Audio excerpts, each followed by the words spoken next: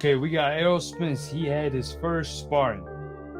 What you think about it? Yeah, well, that's what I've been waiting for, to be honest with you, is his sparring because, you really got to wonder how somebody's going to come back. A lot of people are writing Errol Spence off just based on the car accident in which he survived in a miracle way. So they're like, you know what? He's not going to be 100%. They just automatically assuming that. So I'm very connected in the industry, in the sport of boxing, and I haven't heard any bad news, where like, oh man, Errol didn't look too good. He wasn't reacting too well. So alhamdulillah, that didn't happen. I'm just glad that everything is well because I'm pretty sure if something happened where like Derek James saw something that he didn't like, he would have told PBC, hey, listen, it's too early. Let's push the fight back, or we want a different opponent, a lighter touch. I'm glad I haven't heard anything like that yet.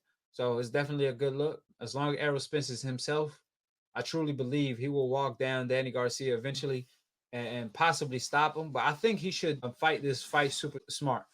I think the way he should pursue this fight is just how Lamar Pearson fought Danny Garcia. Box early, apply pressure late, Mm-hmm. fight smart, vary your offense, vary your speed, be sharp defensively, get the W. The main thing is make your money and get the W. Just flip your M to a W. Just make sure you're all there. And after that, the sky's the limit because I wouldn't like Errol to take chances in this fight. Speaking from just the fan point of view, because remember, Errol, the way Errol Spence fight, man, he take a lot of chances. He's just good at it. Yeah. Where a lot of people don't give Errol Spence credit for his defense, being offensive. Yeah. See, normally when you box and you're moving around, you're moving away from danger. You constantly moving away from danger. Your opponent got to stalk you. But when you coming forward, that's when you have to be super defensively responsible because The punch will be much more. it's more impact. Also, if you boxing, right? If I'm trying to get away from a right hand you threw, the best way to do that is get away with footwork. Because if I step, I don't call it step back, but circle around. When you circle around, you getting away from your opponent. You know what I'm saying? But when you come forward, I could slip a punch, but I could walk into another punch. You could set me up, Yeah. is what I'm trying to say. So coming forward is very dangerous. And Errol is a master at that. A lot of people see a lot of decals that discredit Errol when he beat Kell Brook don't realize how special Errol is. I remember when Errol Spence fought Kell Brook, man, he will come forward with head movement like Mike Tyson. But he will do it so fast and come in the inside and work the body and work upstairs. Man, I was just like, wow, like, man, this man, he more special than I thought. Mm-hmm. Even though I was already telling people that's the second coming of Sugar Ray Leonard with his own style, with his own way. I only made that comparison because he got that nice person persona. But I knew he had a dog in him from the jump because of all the sparrings. And I didn't talk to Dante about Errol Spence so much. He didn't inform me on him. I was like, man, from what are you telling me? He the next Floyd. But it's like, you really got to prove that you the next Floyd before we talk about it. The way Errol Spence fought Kell Brook, that's where I was like, oh, no. I know. Because you won't know till somebody step up to that level. And Kell Brook was arguably the best welterweight at the time. Yeah. And the way Errol Spence will move his head coming forward, defensively responsible. He will get caught, like I said before. If you box, you're going to get hit. If you swim, you're going to get wet. He will get caught here and there, but man, he was just showing so much in that fight. His skill, he showed skill, veteran moves. He showed his dog in him. He showed that he stick to the game plan. He showed his IQ in the ring. He just showed the whole package in that fight. And the jab, I always talk about Charlo as being both of the Charlo brothers, mainly Jamal Charlo, as having the sharpest jab in the game.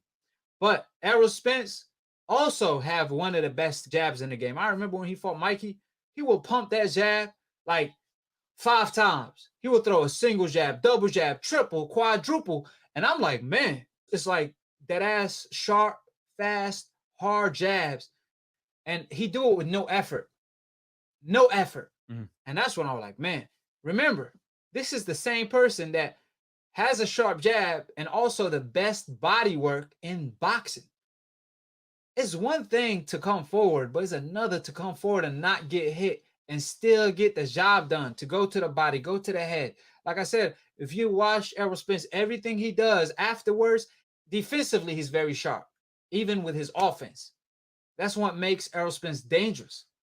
So I just, hope that Errol Spence fight defensively responsible first, box, and then apply pressure the smart way like he always does. And I think he stops Danny, but in order to stop Danny, he's going to have to take chances. So I think he shouldn't even do that. I think he just cruise a victory and Split just decision.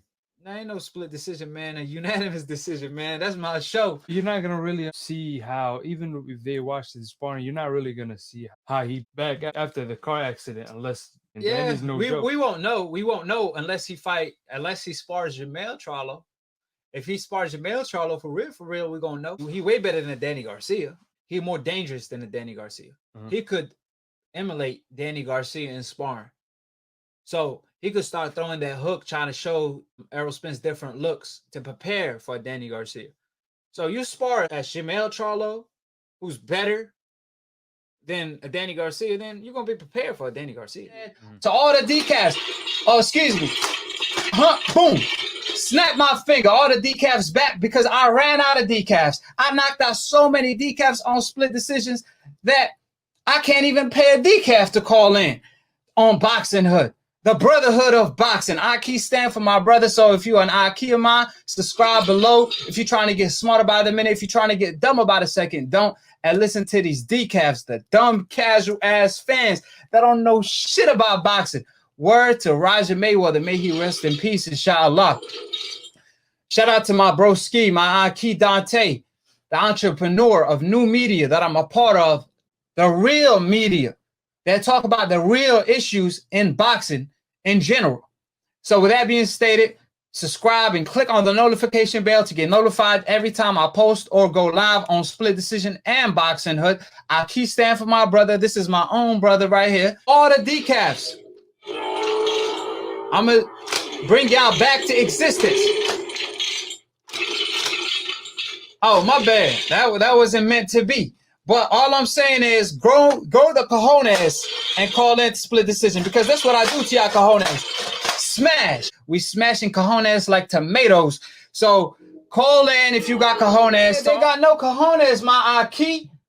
Like my man Armstrong said. You don't know shit. For the people that don't know shit about boxing, he was talking to. You better not duck me, son. Quit ducking the question. Better not duck me, son. Quit ducking the question. Hold it, you're not that pretty. I'm a bad man. Wait. I took up the world.